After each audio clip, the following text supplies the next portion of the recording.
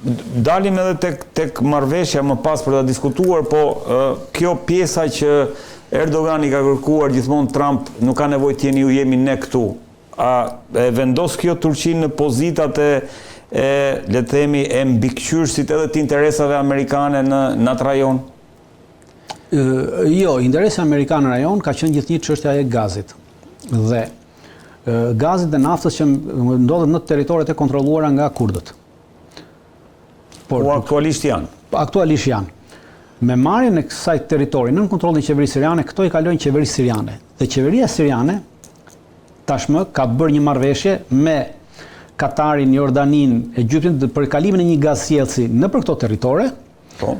Ndërtimin e një gazsjellsi do të thotë ky gazsjellës të bashkohet me gazsjellsin që po ndërtohet nga territori që vjen nga Iraku, që po mbaron nga Iraku në drejtim Turqisë. Dhe sërish të dalit të lidhet me këtë. Dhe ndërtimi i këtij gazsjellsi nëpër këto territore do të sillte që ky gaz që është dhe kjo naftë të menaxhohej nga qeveria siriane, e cila ka nevojë ta menaxhojë këtë për të marrë të ardhurat, sepse të ardhurat e tjera nuk ka kusht t'i japi, pra mund të vetë, dhe sërish të kalojnë në menaxhimin e këtyre firmave amerikane. Pra, amerikanët nesër do vazhdojnë të marrin këto të mira materiale, po pa harxhuar nga vetja. Sot amerikanët po harxhojnë sepse kanë trupa, duhet mbajnë trupa, janë shpenzime ushtarake. Nesër këto shpenzime ushtarake nuk i kanë më dhe kalojnë këtu, këto territoret. Pra, është thjesht çështje interesi ekonomik, cilën ti ja lë dikujt tjetër në menaxhim dhe ti merr pjesën që takon edhe pikë mbaroj. Pra, është thjesht një logjikë ekonomike që Trumpi po ndjek në këtë aspekt për profitime. Ndërkohë kjo shpjegon edhe pse Ahmed Shara takoi Rubion, edhe pse është gjatë gjithë kohës në një linjë. Absolutisht, sepse edhe ky gazsjellës që do ndërtohet nga Katari, janë firma amerikane dhe arabe të cilat do ta ndërtojnë këtë gazsjellës. Prandaj izraelitët po e kundërshtojnë në maksimum këtë gjë dhe izraelitët po duan që forcat kurde që janë këtu të mos dorëzohen, sepse në rast se do mbahen, në rast se këto qëndrojnë, atëherë ky gazsjellës nuk ndërtohet. Dhe Siria nuk fuqizohet ekonomikisht, sepse në rast se Siria merr në dorë këto burime nafte dhe gaze që janë në këtë territor që kontrollohen nga kurdët, domethënë që kemi një fuqizim të qeverisë siriane dhe izraelitët e kanë një gjë të qartë, që sot ata mund të bëjnë marrëveshje me Ahmed Sharën, po Ahmed Shara në këto vende si Siria është përcaktuar gjithnjë parë që këto mund të jenë kalimtare. Pra qeveria Ahmed Shara është kalimtar, ai mund të mbajë një pushtet 5 vjet, 10 vjet, por pas 10 vjetësh do dalë një grup tjetër, një tjetër do t'i bëjë një puç ushtarak siç ka ndodhur shpesh në vendet arabe, do ta rrëzojë dhe një pushtet sirian i fuqizuar nga ana ekonomike dhe nga ana ushtarake nëpërmjet Turqisë, këto tjera nesër është kërcënim direkt për Izraelin. Prandaj Izraelit intereson që të mbajë larg kësaj fuqie ekonomike, pra që të mos fuqizohet ekonomikisht, se po fuqizohet ekonomikisht, të fuqizohesh edhe politikisht edhe ushtarakisht dhe kthehesh në kërcënim. Ndërkohë ka pas një marrëveshje Dritan, bien sy për marrëveshja për të bler avion F-35, apo le të themi ajo që të bën përshtypje për ta hequr Turqinë nga sanksionet që u vendosën për shkak se mori S-400 ruse. Sanksione i them, po them kushte. Si e vlerëson këtë, sepse gjitha mediat izraelite thonë, apo komentatorë, ekspertë thonë që F-35 do të avionët, nëse Turqia do merrte avion F-35, kjo do të zhbënte e përsin luftarake të Izraelit me Turqinë. Është thjesht një tentativë e tyre, unë mendoj që është analizë e gabuar, nuk është bërë e përsin luftarake të Izraelit me Turqinë. F-35 pra Turqia ka qenë në këtë programin e F-35-ave në fillim dhe në programin e F-35-ave që ka qenë prej fillimit, Turqia ka qenë një nga vendet cili do prodhonte pjesë të avionëve F-35. Po. Ka qenë edhe pjesë prodhues. Po në momentin që Turqia mori S-400, doli nga ky program. Dhe edhe parat që kishte paguar ju kthyen mbrapsht. Dhe tashmë Turqia kërkon të rihyrë sërish në këtë program por ka hyrë pjesërisht. Pra Trumpi ka pranuar që t'i shesi F-35, por nuk i ka dhënë licencën për prodhimin e pjesëve. Në rast se Turqia do merrte prodhimin për licencën për prodhimin e pjesëve, atëherë po mund ta bënte fuqi, sepse ajo mund të ndikonte edhe te Greqia dhe te Izraeli, sepse pjesët kryesore për F-35 do të prodhoheshin në Turqi. Pra Turqia do të kishte në dorë pjesët e këtyre avionëve. Dakor, por vetëm marrja e këtyre avionëve nuk e bën të ndryshojë balancën, për arsye se aktualisht hyrja ka një listë gjatë pritje për marrjen e këtyre avionëve dhe në momentin që Turqisi bie të marrë këtë avion, i bie diku nga viti 2040. Deri në vitin 2040 ka ndryshuar edhe balancat politike dhe balancat ekonomike, edhe teknologjia ushtarake dhe avionët F-35 nuk do të kenë ndonjë aftësi të madhe dhe diçka të madhe për ndryshuar balancat. Sot ajo çfarë ndryshon balancën, pra dhe çfarë me të vërtetë ndryshon balancën, pavarësisht Izraelit të ecin atë që sa herë që ata thonë diçka, neve duhet marrim gjithnjë të kundërt të natyre. Po ata e dinë që njerëzit thonë diçka që ti të marrësh gjithnjë atë që të ndjesh frikën se me të vërtetë apo ndjen të kërcënuar. Ata nuk kanë asnjë lloj kërcënimi, pra kur ata thonë që shiko, po mori F-35-ën na prish balancën, jo. Po mbajti S-400-ën i prish balancën. Po mbajti S-400-ën ruse i prish balancën. Po absolutisht, sepse S-400 po sepse shiko, balancën ajrore nuk ta prish një avion, 10 avion, 20 avion. Ta prish mbrojtja kundërajrore. Pra, në rast se Izraeli sot Izraeli ka F-35, ka F-15, do marrë 50 F-15 të tjerë të modernizuar të ashtu. Dhe kjo e rrit, ti sa do lloj, ti edhe po ti ngresh ta 200 avion dhe ti çosh drejt Turqisë. Turqia edhe po ti ketë F-35 të ngriti, okay. Do të ketë një përballje ajrore me ta. Nuk është do të shumë. Ajo çfarë ty ata prish ballancën, është mbrojtja kundërajrore. S-400 F-35-ën e detekton. E kap dhe mëron dhe për këtë arsye turqit nuk e kanë vënë asnjëherë në funksionim S-400-ën. Dhe sot ka një marrëveshje, janë bisedime që 3 javë midis Amerikës, Turqisë dhe Rusisë, që Turqia të marrë F-35-at. Turqia duhet t'ia rishesi S-400-ën Turqisë. Rusisë. Po, Rusisë. Pra Turqia duhet t'ia rishesi të Rusisë. Rusia ka kërkuar që t'ia riblej S-400-ën, sepse është i papërdorur. Dhe këtë S-400-ën do ja shesi Indis. Ja ka kërkuar India. Këto që do i marri Turqisë, Rusia do ja shesi Indis. Dhe luftën me Pakistanin që dhe Turqia ka kërkuar që okay, unë e shes S-400-ën, pra edhe Trumpi kanë që hiqeni S-400-ën, do ja jap Rusisë, po me kush që e para njëra kërkesë është F-35, e cila është bërë publike, kurse kërkesa tjetër e cila nuk është bërë publike është të marrë sistemin Patriot, dhe sistemi Patriot kërkon të marrë diku të rreth 6 deri 8 sisteme, pra diku mbi 12 ose 16 bateri. Dhe për këtë arsye janë alarmuar grekët, po për këtë arsye janë alarmuar edhe izraelitët, sepse marrja e sistemit Patriot dhe vendosja e sistemit Patriot në gjithë pjesën e kufirit të Turqisë, që është përballë detit e Gje, pra që mbulon Greqinë, edhe sulmi nga mund vi nga Izraeli, kjo shkakton probleme Izraelit, sepse nesër Izraeli nuk mund të ndërmarrë asnjë lloj sulmi, asnjë lloj gjëje, asnjë lloj veprimtarie ushtarake në afërsitë të territorit turk, sepse për çfarëdo gjë do të bënte me një sistem amerikan Patriot, dhe çfarëdo lloj goditje për të bërë ndaj këtij sistemi do të dëmtonte edhe personel amerikan, sepse për disa vite ky sistem duhet të menaxhohet nga amerikanët derisa turqit të prodhojnë njerëzit e tyre, pra diku të rreth të paktën një 5 vjeçar ti e ke detyruar të mbash instruktor dhe njerëz ta menaxhojnë atë. Dhe kjo i heq nesër totalisht mundësinë Izraelit për të operuar në afërsi të territorit turk ose për të operuar edhe brenda territorit turk në rast se duan.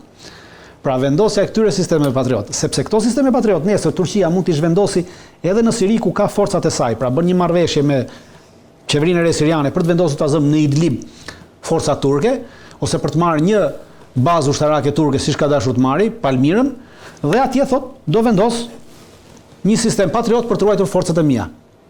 Dhe këtë sistem Patriot nuk e sulmon dot më Izraeli, sepse është një sistem amerikan, pra nuk mund të sulmoj një armatim amerikan. Pra ky është problemi që ngrihet. Pra nuk është F-35-a. Është mbrojtja kundërajrore problemi dhe jo avioni. Se 10-15 avion, 20 avion që do të marrë Turqia nuk ndryshojnë asnjë balancë. Po me Greqinë, Dritan, se më bëri përshtypje, Greqia dhe Izraeli janë më të shqetësuar. Janë më të shqetësuar, se edhe Greqia, sepse edhe Greqia nesër ky sistemi Patriot ka një problem. Në Greqi sot ka sistem Patriot. Po ky sistemi Patriot që ka Greqia menaxhohet dhe kontrollohet totalisht nga Shtetet Bashkuara të Amerikës, sepse është në bazat amerikane për ruajtjen e bazave amerikane. Pra nuk është sistem që ka. Nuk është i Greqisë. Kurse Turqia do marrë një sistem të sajnë komplet totalisht, pra e menaxhon ajo vetë. Dhe komplet deti e Gje nesër është nën kontrollin totalisht, pra çdo lloj fluturimi, çdo lloj veprimtarie ushtarake nesër e forcave greke në këtë territor është nën menaxhimin, nën monitorimin dhe nën mbulimin totalisht të këtij sistemi kundërajror të menaxhuar nga Turqia.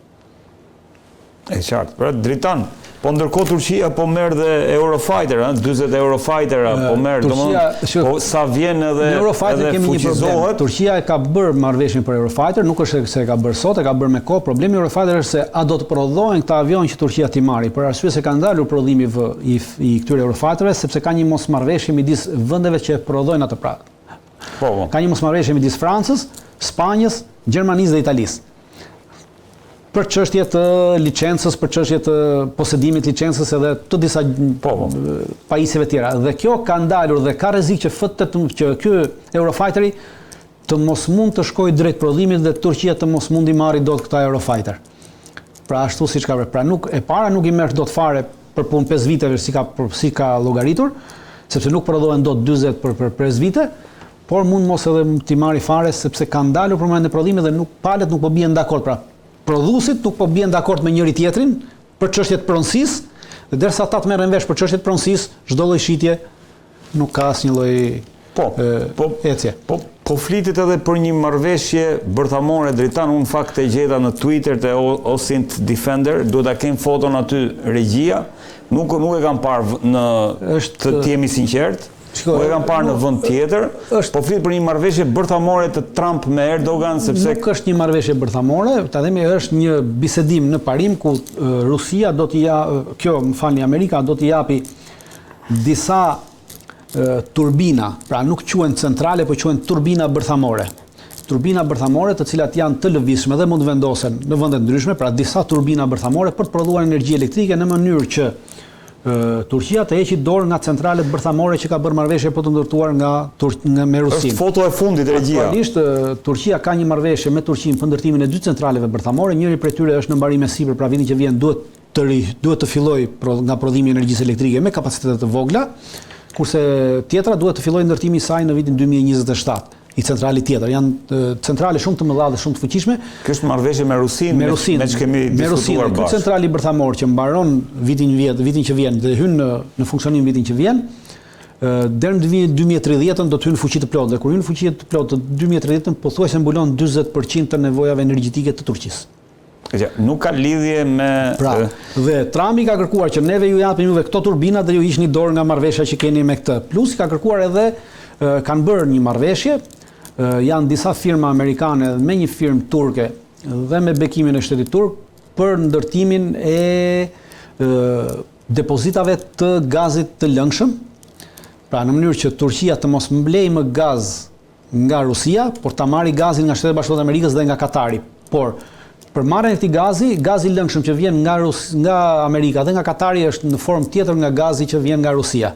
Dhe kërkon depozita të veçanta, kërkon komplet një ndërtim rrjeti të veçantë, për të cilin tashmë Erdogani ka bërë një marrëveshje që do të fillojë ta ndërtojë, po derisa të ndërtohet ai rrjet. Derisa të fillojë rrjeti do të paktën 5 deri 10 vite që të përfundojë gjithë ky kapacitet ndërtimi. Dhe për këto vite do vazhdoj të marri gazin nga Rusia dhe edhe Trumpi deklaroi që gradualisht do fillojë Turqia ndërprerjen e marrjes së gazit, pra gradualisht. Parashikohet që pas 2 viteve të hyjnë në funksionim depozitat e para dhe aq sa ato kanë kapacitet, pra atë kapacitet që zëvendësojnë ata do zbritet nga kapaciteti i gazit që merr nga Rusia. Domethënë jemi në këtë pikë se e vura re që por është pikë e cila ka një projekcion në 10 vjeçar, pra nuk është që mund të arrihet nesër dhe ndalet dhe se nuk ka kapacitete të marrë këtë gaz. Pra dhe ajo kapaciteti i gazit që ka nënshkruar ka marrë për 10 vjet 75 milion metër kub gaz, ndërkohë që këtu vetëm për 2 vjet me 75 milion metër kub gaz nga Rusia. Po është gaz tjetër ky, gaz tjetër ai. Prandaj është për 10 vjet, pra në këtë fazën 10 vjeçare. E qartë, Dritan, ndërkohë me që jemi të kjo akoma tek zhvillimet që po ndodhin në OKB, në avionin Netanyahu, regjia duhet ta kemë atë hartën, domthonë nuk ka bërë disa shmangje për sa i përket le të themi kalimit, domthonë ka shmangur Europën për sa i përket lëvizjes që ka bërë. Si e lexon këtë, sepse ja ku është kjo është pak a shumë ajo itinerari që ka ndjekur, ndërkohë që normalisht nuk ka qenë zakonisht ky itinerar, pse kjo zhvendosje le të themi? Po për shkak të vendeve të cilat e njohën Palestinën, autoriteti i aviacionit izraelit me direktivat qarta nga qeveria izraelite nuk ka dashur që të bëjë kërkesë për fluturim me hapësirën ajrore të këtyre vendeve sepse mund të ishte refuzuar. Dhe refuzimi do të merrte pasaj si një goditje diplomatike për qeverinë izraelite për të shmangur këtë goditje diplomatike para kësaj mbledhje të OKB-s, atëherë ata kanë llogaritur që më mirë të mos marrim leje, pra të shmangim marrje dhe të fluturojmë një itinerar më të gjatë sesa të krijojmë një goditje diplomatike përpara kësaj mbledhje të OKB-s, e cila mund të vinte, për shembull Spanja mund ta kundërshtonte dhënien e lejes dhe kjo do bëhej publike dhe imagjinoni pra se si mund të dilte Netanyahu në një mbledhje të OKB-s të Asamblesë Përgjithshme, ndërkohë që një vend evropian qoftë nuk i kishte lejuar atij fluturimin mbi hapësirën ajrore. Pra është një goditje diplomatike dhe politike. Për të prandaj ka vendosur ta shmangë këtë, të zgjedhë një alternativë tjetër fluturimi. Me Itali dhe Greqi ka ndaluar. Ndërkohë që Meloni çuditërisht pas protestave sikur është tërhequr nga pozicioni i ngurtë i saj për sa i përket asaj që po nuk ka ndonjë ndryshim. Pra nuk ka ndryshim. Kjo tregon qartësisht, pra do të kemi gjë parasysh. Në deklarata, pra deklaratat janë, siç e kam thënë, deklaratat duhet i marrin për çështjet e shfryrjes të asaj që ndodh. Fakti që pas atyre deklaratave Netanyahu kalon mbi hapësirën territoriale të Italisë, do të thonë që gjithçka vazhdon normalisht, deklaratat janë thjesht për konsumim politik. Thjesht për të shfryrë, për shfryrë. Ndërkohë, Dritan sa vjen edhe le të themi situata midis Ukrainës edhe Rusisë sa vjen edhe bëhet më intensive për sa i përket njoftimeve që na vijnë, por gjithsesi ne do mbetemi sërish tek deklaratat në OKB. Donald Trump ka deklaruar pas shumë kohësh që Ukraina, që është informuar nga këshilltarët e tij dhe beson se Rusia po vuan pasoja ekonomike për shkak të luftës dhe Ukraina ka mundësi aktualisht që të rimarrë territoret e pushtuara. Pra, dy janë, le të themi, ngjarjet e mëdha që ndodhen. Ishte njohja e Palestinës dhe kjo deklaratë e Donald Trump që është konsideruar si një kthes spektakolare për sa i përket në nivel deklaratash jemi, se s'kemi vendime aktuale, për sa i përket qëndrimeve të Shteteve të Bashkuara të Amerikës. Një sinjal që për herë të parë kemi Donald Trump i cili pretendon se Ukraina jo vetëm mund t'i rimarrë, po mund të shkojë edhe më tej. Si e lexon këtë? Unë nuk shoh ndonjë ndryshim qëndrimi të Shtetit të Amerikës, pra të Trumpit, përkatësisht vetëm të Trumpit. Në ato qëndrimet që ka pasur deri tash, këtë e shoh si një deklaratë sarkastike të Trumpit, i cili ka shfrytzuar këto deklaratat e këtyre këshilltarëve të tij neokonservator dhe anti-rus të disa generalëve të cilët për mendimin tim nuk e kanë idenë e luftës që po zhvillohet në Ukrainë, midis Rusisë dhe Ukrainës, kanë haberin asaj gjëje, pavarësisht se kanë qenë general, janë totalisht pa aft në këtë aspekt, dhe Trumpi ka shfrytzuar këtë për të thënë që okej, shumë mirë, po fitoni, sepse deklarata ishte që Ukraina po fiton, atëherë s'keni më nevojë për mua. Pra atë që ka bërë që ne tashmë Evropa mund t'ia dalë se ju po fitoni. Pra në moment që ti po fiton, s'ke më nevojë për mua. Dhe ka shfrytzuar këtë për të bërë shkëputjen totale nga Ukraina. Pra tashmë është problem vetëm i Evropës, ju ndihmon Evropa, NATO, ne do japim armatim këtyre, këta le të bëjnë çfarë duan me armatimin, por ne nuk marrim më pjesë në këtë. Pra e ka shfrytzuar absolutisht, ka nxjerr veten jashtë duke shfrytzuar këto deklarata idiote të këtyre këshilltarëve që dalin dhe thotë këtyre generalëve që dalin thonë që mund të fitojë. Ajo që do bëjmë ne do vazhdojmë të shesim armë NATO-s dhe NATO e di vetë. Po pra, ne di vetë se ç'bën me to. Pra ne jemi jashtë. Pra e ka shfrytzuar këtë gjë për të nxjerrë veten jashtë total. Absolutisht. Këta kanë nuk është një mbështetje për Zelenski, nuk është mbështetje për Ukrainën. Nuk është mbështetje për Ukrainën as për Zelenskin. Është definitivisht shkëputje nga Ukraina. Sepse në moment që ti thua unë po fitoj, apo fiton, atëherë ti s'ke nevojë për mua. I kanë shumë rregull. Unë po armatimin po ja jap atij, ai të bëj çfarë doj me armatimin. Unë dua lekët, mbaroj këtë punë. Pra ju s'keni më nevojë për mua, se juve po fitoni. Dhe fakti që thotë, dhe pse bën sarkastike, sepse kur thotë që ju vetëm që mund merrni kufit që kishit, po ju mund shkoni edhe në Rusi. A ka njeri që i ka dy parë mend kokë, që nuk e kupton që hyrja në Rusi në këtë mënyrë, pra në këtë forcë do të çonte një luftë të tretë botërore dhe në përdorimin e armëve bërthamore, sepse Rusia ka në doktrinën e saj që përdorimi i armëve bërthamore ka vetëm në rast se sulmohet territori rus. Pra këtu është e gjitha. Dhe ju mendoni se Trumpi do të shkonte drejt një lufte të tretë bërthamore? Pasnjëherë ai ka munduar në çdo moment të shmangë kësaj. Pra deklaratat e tij janë duke shfrytzuar këto deklarata të këtyre të Ukrainës dhe të generalëve të tij, që po dalin dhe të këshillarëve të tij që dalin dhe flasin pa dogan, ai po bën shkëputjen totalisht nga Ukraina. Pra ju mund fitoni, jeni duke fituar, vazhdoni, pra s'keni nevojë për mua, është shumë e thjeshtë. Është një kurs për Zelenskin dhe Evropën, kurs të cilin e ndërtuan vetë dhe ran vetë. Pra menduan se do të fusin Trumpin, por Trumpi e shfrytëzoi mjeshtërisht këtë kurs. Në moment që ti thua Trumpit që ne jemi duke fituar dhe ne kemi mundësi të fitojmë, bravo, vazhdoni, s'keni më nevojë për mua. Madje mund shkoni. Po, ju mund shkoni edhe më tutje. Pra kjo është sarkastike në maksimum. Absolutisht që është sarkazëm. Pavarësisht se sarkazma përdoret nga njerëz cilët kanë thellësi intelektuale, Trumpi nuk është nga ata që ka thellësi intelektuale, po duke qenë se është narcis, narcisët kanë përqindje të sarkazmit në sjelljen e tyre. E qartë. Ndërkohë, dritan sa vinë dhe intensifikohen dhe po lexohet që një përpjekje, le të themi, e europianëve për ta futur Trumpin në betejë me këto, le të themi, dronët në Poloni, me dronët në Danimark.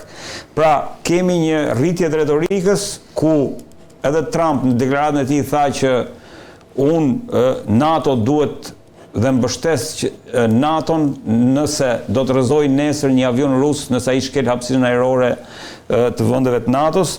Pra, sa vjen ndërkohë nga ana e Rusisë kemi përgjigjen që thotë që nëse kjo ndodh, atëherë jemi drejt për drejt në luftë. Pra, çfarë po ndodh tani më? Nuk po ndodh asgjë. Edhe këtu kemi një lojë retorike të bërë, pra Trumpi e ka përcaktuar qartësisht. Pra, ajo që Trumpi tha duhet jemi ta shohim në dy aspekte. E para tha që po, ju mund t'i rrëzoni. Pra ju mund të rrëzoni, normalisht unë nuk duhet i rrëzojnë ata që shkelin hapësirën ajrore. Po, por ama është përcaktuar qartësisht që në rast se ju sulmojnë. Pra deklarata vazhdon me në rast se avionët rusë sulmojnë,